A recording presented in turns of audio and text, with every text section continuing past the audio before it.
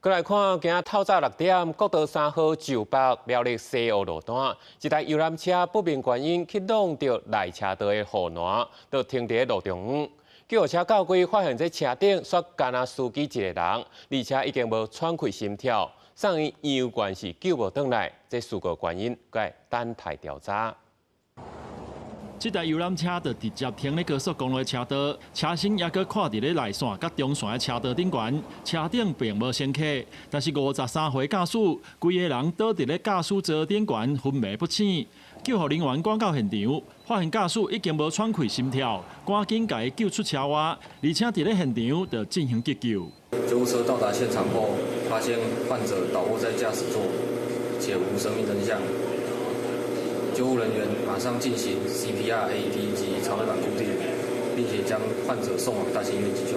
不过，驾驶伫送医急救了后宣告死亡。警方表示，这台游览车21号一透早6点，经过国道3号北上137公里苗栗西湖路段的时阵发生事故。根据现场的基情研判，游览车可能先偏移车道，弄到内侧的护栏。 然后又搁往正手边偏移，停咧车道顶悬。不过车速应该无紧，加上一透早车辆较少，无搁去弄到其他的车，造成搁较大的事故。驾驶营业大客车行驶中，疑因身体不适，失去意识，自撞内侧护栏肇事。该车仅驾驶1人，未载乘客。 事故发生差不多1点钟后，游览车由大型的拖吊车拖离现场，该路段恢复专线通行。事故发生的原因，也该等警方进一步调查厘清。记者苗栗综合报道。